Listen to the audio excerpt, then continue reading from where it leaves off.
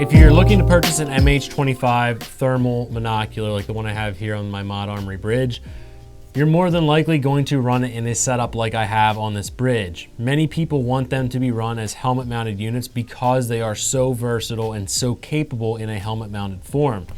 What you're going to notice if you purchase a Panda bridge or one of the Mod Armory bridges like this, as soon as you mount it next to a PVS-14, you will immediately see that there's a massive difference in the height between the objective lens for the MH25 versus the PVS-14.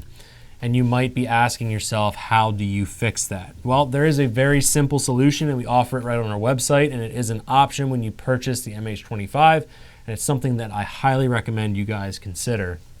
That is the modified PVS-14 eyepiece from iRay. So I'm going to slide this out of the box, do a little bit of an unboxing here for you guys. Inside of this little bubble wrap, we're going to find the PVS-14 eyepiece. And I know on the surface it might look daunting and you might think to yourself, well, I don't want to take apart my thermal unit. It's a $4,000 thermal. It is a very daunting thing to think about, but the cool thing is it's super easy, doesn't require any tools, and it takes you about 30 seconds. So what I'm going to do is pop this off of my Mod Armory mount, just set the PVS-14 over there. This little rubber eyepiece does just pop off. If you don't run it, you can get rid of it now. Because we're changing out our eyepiece, it really doesn't matter. You can leave it on the factory eyepiece or just throw it off to the side. It's completely up to you. So this black metal ring that goes around the outside here, I'm just going to turn it. Now this one's very easy. Some of the MH25s that I've taken apart and installed eyepieces for customers have been very difficult in the past, and I've had to really get some tension on them, really get some torque on them to get them off. That's when it's a little bit nerve-wracking because it's an expensive unit. So with the eyepiece off, we're just going to set that off to the side. At this point, we just want to be very careful that we don't touch the screen in there. As you can see, that is the little LCD screen that you're looking at when you're looking through the eyepiece. Hopefully you guys can see that. At this point, what we'll do is we'll take the PVS-14 eyepiece and we're going to adjust that diopter all the way out.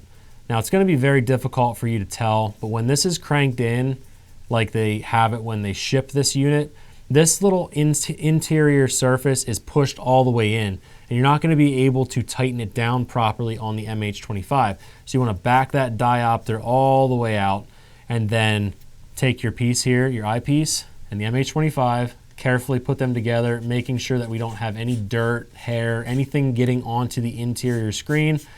We're just going to lightly screw that in. I don't over torque them.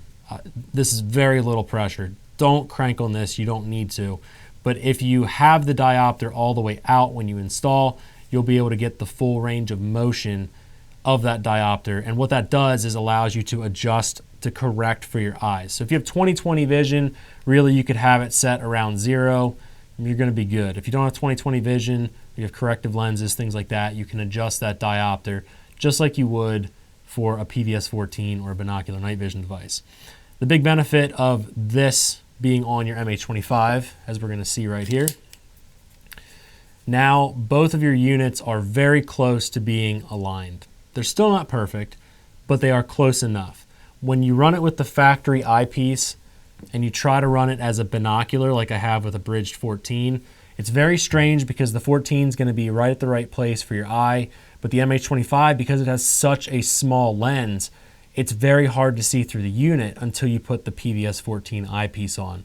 And the benefit of that is you're getting better eye box relief, a little bit more adjustability of the unit, a better picture of the LCD screen inside of the unit, and you're getting better functionality because now it's going to match your PVS-14.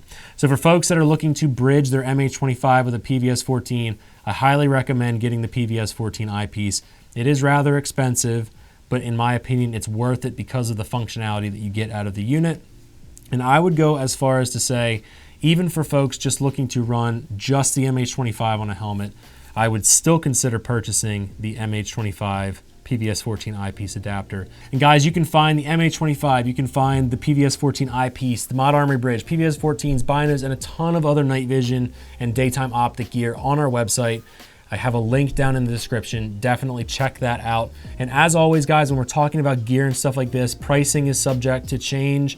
and the specifications and the accessories are subject to change based on manufacturer changes. So if you want the most up-to-date information, hit that link in the description below. It's gonna take you right over to our website where you can read all the specifications. And also while you're there, check out our resources. We've got tons of videos like this to help you guys out so you can make better decisions with your money when you're looking at purchasing gear like this. If you found this video helpful, please hit that like and subscribe button and leave us a comment and let us know what you think. Guys, we appreciate you, and we'll catch you in the next one.